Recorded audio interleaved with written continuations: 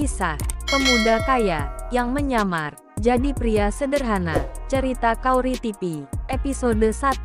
Cerita diawali dari seorang pemuda yang berkuliah di universitas ternama. Dia bernama Pandu, dari Fakultas Magister Ekonomi. Pemuda ini terlihat sederhana, tidak seperti teman-teman yang lainnya yang berkuliah selalu membawa mobil sport.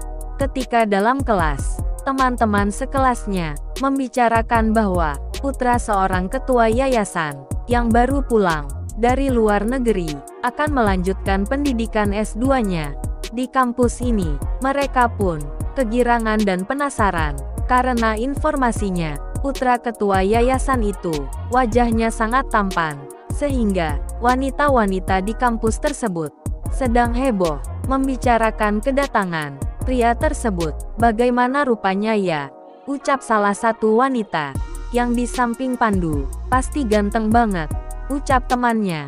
"Nggak sabar nih, pengen tahu wajahnya. Saya penasaran banget sama dia," kata teman sebelahnya. Pandu hanya bisa terdiam dan mendengarkan pembicaraan mereka semua. Kemudian, masuklah seorang dosen wanita ke dalam kelas tersebut. Semua mahasiswa pun terdiam.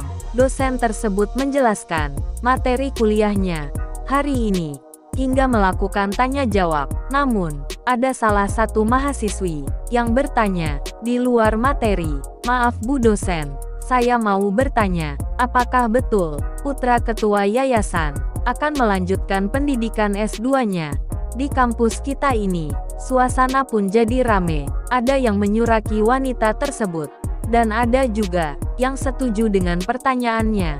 Ada juga yang menunggu jawaban dari sang dosen. Lalu dosen tersebut pun menjawabnya, "Iya betul, kita akan kedatangan mahasiswa baru, putra dari Bapak Ketua Yayasan. Namun, untuk kapan dan waktunya, Ibu tidak tahu.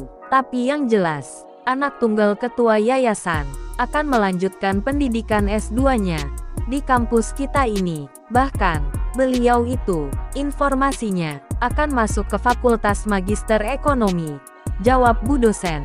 Lalu, ada mahasiswi yang bertanya lagi.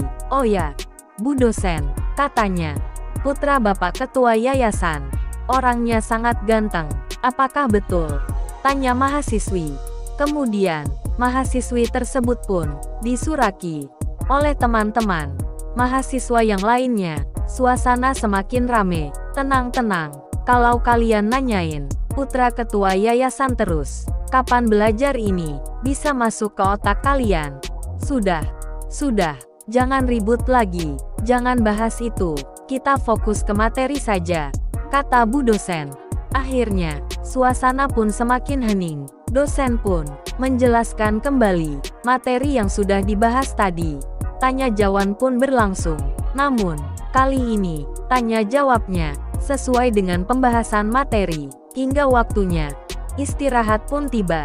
Dosen pun meninggalkan kelas. Kemudian, wanita tadi yang penasaran sama sosok dari putra ketua yayasan itu menyuruh Pandu untuk membeli makanan.